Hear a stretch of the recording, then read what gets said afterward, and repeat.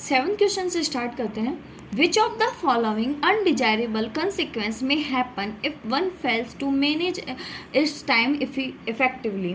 मतलब अगर कोई समय को मैनेज करने में, टाइम मैनेजमेंट करने में, या समय को, किसी काम को एक समय के अंदर करने में फेल होता है या फिर वो नहीं कर पाता है, तो उसका क्या क्या फ़र्क पड़ता है, उसका क्या क्या इफ़ेक्ट होता है। तो देखते हैं। हायर स्ट्रेस लेवल, ऑब्वियसली बात है कि अगर हम समय पे काम नहीं पूरा कर पाएंगे तो स्ट्रेस लेवल हमारा बढ़ जाएगा कि हमारा अभी तक काम पड़ा है, समय ख़त्म हो रहा है। इनएफिशिएंट वर्क फ्लो, ये भी बात सही है। फिर हमें काम को फटाफट करने के लिए हम लोग को बहुत स्पीड में, या हमारी कैपेसिटी एक दिन में 10 काम करने की है मगर हम उसी दिन में 30 काम 20 काम मतलब एक्स्ट्रा काम करेंगे। A poor professional reputation and stalled career, ये भी बात सही है। इससे हमारी क्या रेपुटेशंस भी ख़राब होती है और मार्केट में वैल्यू भी ख़राब होती है और हमारी प्रोफेशनली भी गिर जाती है कि भाई ये समय पे काम नहीं पूरा करके देते हैं। तो ये पूछ रहा है कि undesirable consequence may happen if one fails to manage time effectively. तो क्या क्या फ़र्क पड़ता है, तो क्या क्या फ़र्क पड़ेगा, ये सारे फ़र्क पड़ेंगे। तो इसका सही आंसर होगा all of these. Next question देखते हैं। Which of the following is not a factor of productions. इसमें से कौन सा फैक्टर प्रोडक्शंस का नहीं है।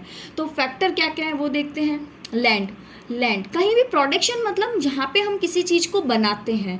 तो कहीं भी हम कोई चीज़ बनाएंगे, चाहे आप फैक्ट्री में लग रखे हो, आप सॉफ्टवेयर बना रहे हो, या आप कपड़ा बना रहे हो, या फिर आप कुछ भी काम बना रहे हो, कुछ भी काम कर रहे हो, तो वहाँ ज़मीन तो होगी, ज़मीन की ज़रूरत तो हमें रहेगी। लेबर, लेबर बिना काम कौन करेगा, तो आपको लेबर की भी ज़रूरत रहेगी।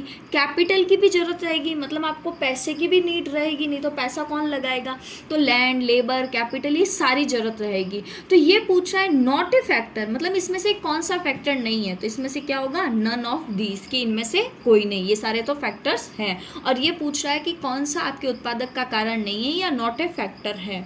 तो हम लोग को नॉट ए फैक्टर में ये नहीं आएगा, नन ऑफ दीज हो जाएगा। Next question. Find the statement that must be true according to the given information. दी गई इन्फॉर्मेशन के आधार पर कौन सा सही है वो बताना है हमको। दी गई, find the statement that must be true according to the given information, मतलब दी गई इन्फॉर्मेशन के आधार पर हमारे पास जो नीचे ऑप्शंस हैं उनमें से कौन सा सही है वो बताना है। तो पहले हम दी गई इन्फॉर्मेशन को पढ़ते हैं। Vijay is a newspaper delivery boy. Vijay अखबार बांटने वाला एक लड़का है जो हर सुबह, every morning he deliver 37 newspaper to customer in his neighbourhood. वो हर सुबह 37 न्यूज़पेपर्स को बांटता है अपने पड़ोसियों को। And it takes Vijay 50 minutes to deliver all the papers, और ये सारे पेपर बांटने में विजय को 50 मिनट का समय लगता है। इफ विजय इज सिक, विजय बीमार है या फिर उसका कोई दूसरा प्लान है, कोई प्रोग्राम है या कुछ काम है, तो हिज फ्रेंड तेजस, तो उसका दोस्त तेजस है, who live on the same street, who live on the same street, मतलब वो भी उसी रोड पे रहता है, उसी मोहल्ले में रहता है, and will sometime deliver the paper for him.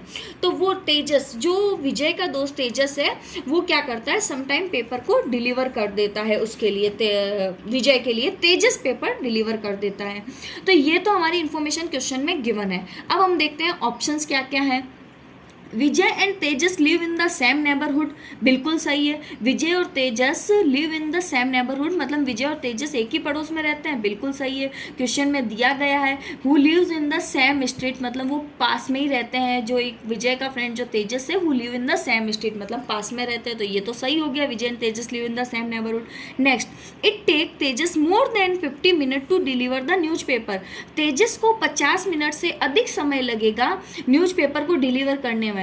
नहीं, जरूरी नहीं है, क्योंकि हम ये नहीं कह सकते 50 मिनट से अधिक लगेगा, हो सकता है उसको कम लगे, क्योंकि हमें नहीं पता कितना समय लगेगा, यहाँ पर कोई भी स्पेसिफाई नहीं किया है। तो ये तो लाइन सही नहीं हो सकती, ये लाइन सही है, ये लाइन सही नहीं हो सकती। नेक्स्ट देखते हैं। It is dark outside when Vijay being is deliveries. Vijay जब बाहर जाता है अखबार बांटने के लिए, डिलीवरीज करने के लिए, तब डार्क होता है, मतलब अंधेरा रहता है बाहर। ऐसी भी कोई लाइन नहीं दी गई है, वो ये लिखा है कि हर सुबह जाता है, मगर जरूरी नहीं जब सुबह अंधेरा हो तभी जाता है, क्या पता उजाला होने के बाद जाता है, तो ये भी लाइन सही नहीं हुई। Tejas would like to have his own newspaper delivery route. Tejas है जो अपने रास्ता बनाकर या अपने मार्ग डिसाइड करके न्यूज़पेपर बांटता है, नहीं, ये भी लाइन नहीं दी हुई गई है। तेजस के लिए सिर्फ इतना ही दिया गया है कि विजय अगर बीमार है या उसको कुछ और काम है तो तेजस अखबार बांट देता है विजय के लिए, तो ये लाइन भी गलत हो गई। इसमें पूछा था true according to the given information, सही स्टेटमेंट बताना था, हमें दी गई, तो सही हो जाएगा Vijay and Tejas live in the same neighbourhood, मतलब विजय और तेजस पड़ोस में रहते हैं, और ये क्वेश्चन में क्लियर दिया है who live in the same street, तो इसका सही आंसर होगा ए। नेक्स्ट क्वेश्चन पे हम लोग चलते हैं। नेक्स्ट क्वेश्चन है हमारा पाई चार्ट का, काफ़ी इंपॉर्टेंट है और सबसे ज़्यादा प्रायोरिटी रहती है पाई चार्ट के क्वेश्चंस की आने की। सभी एग्जाम्स में पाई चार्ट के क्वेश्चन को प्रायोरिटी दी जाती है कि पाई चार्ट का क्वेश्चन तो आएगा। देखते हैं इस क्वेश्चन में क्या पूछ रहा है। The following pie chart show the percentage distribution of expenditure in incorrect in publishing a book, study the pie chart and the answer the question based on it. यहाँ पर एक पाई चार्ट दिया गया है जिसमें एक बुक को publish होने के लिए क्या क्या खर्चा आता है, क्या क्या एक्सपेंडिचर होते हैं, वो सब हमारे बताए गए हैं पाई चार्ट पे। तो हमें इस पाई चार्ट को पढ़ना है, क्वेश्चंस का आंसर देना है।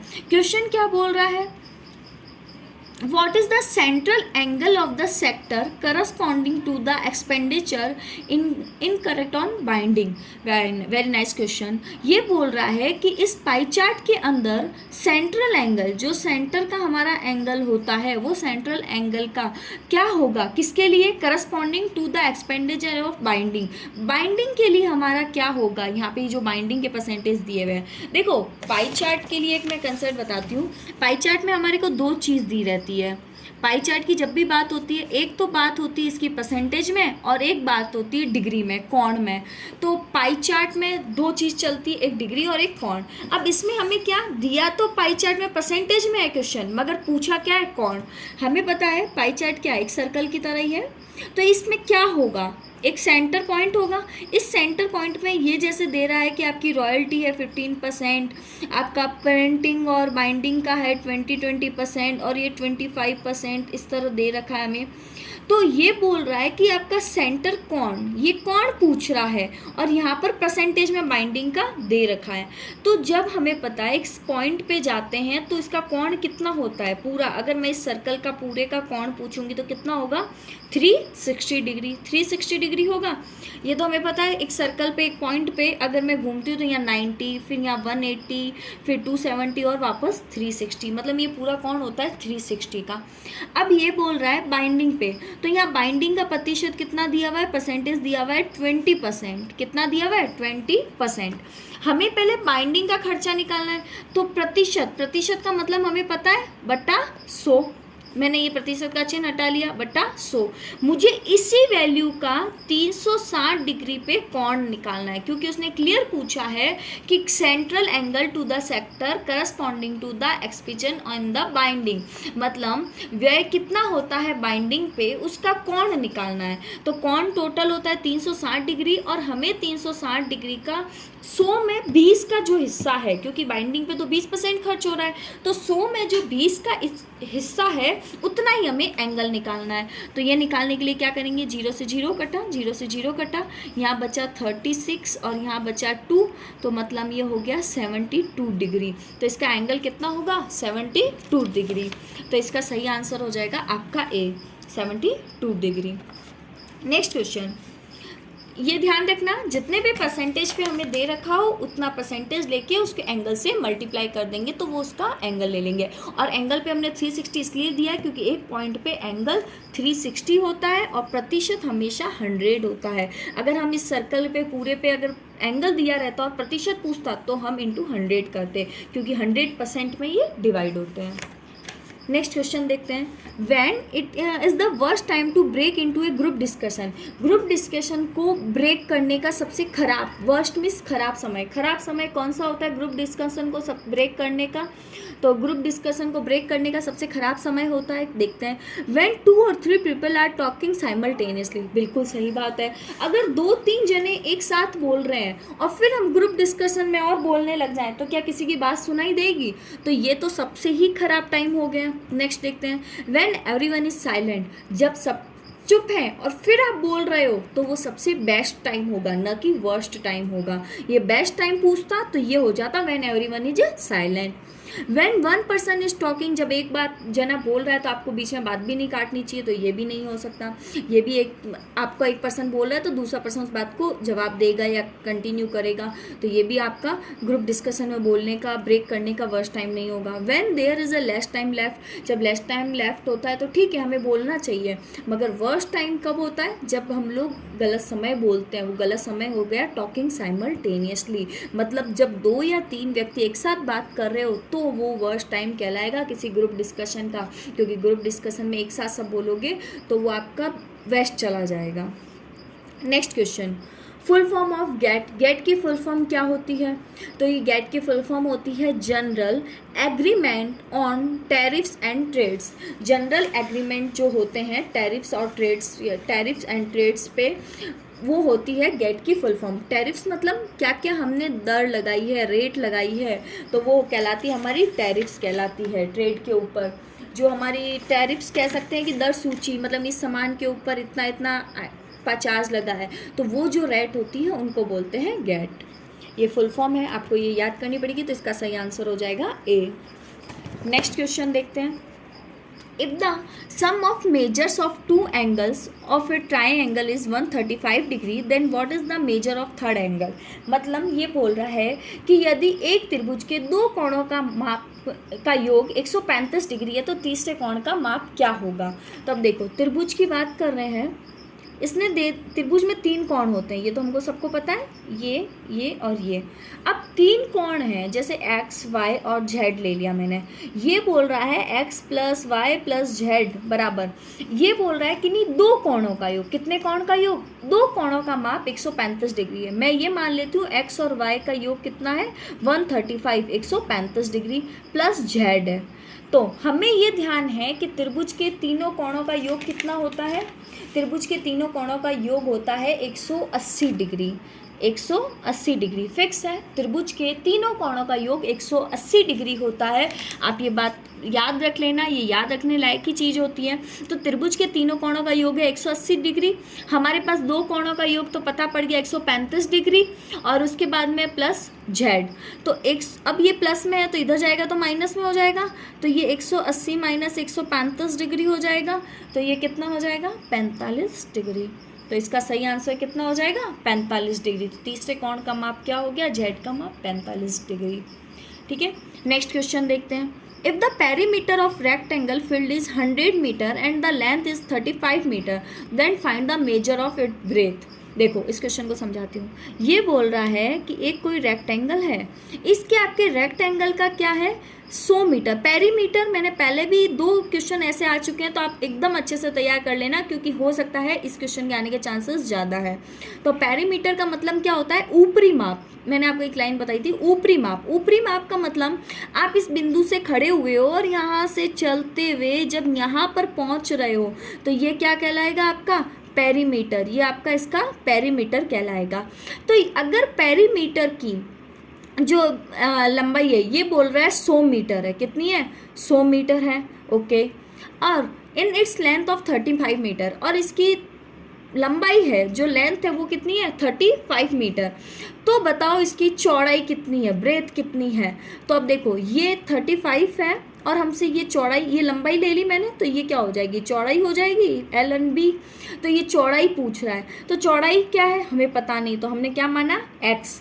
x के हमें पता है आयत के आमने सामने की भुजाओं का माप बराबर होता है। तो अगर x यहाँ पर 35 मीटर है तो सामने की भुजा भी कितनी होगी?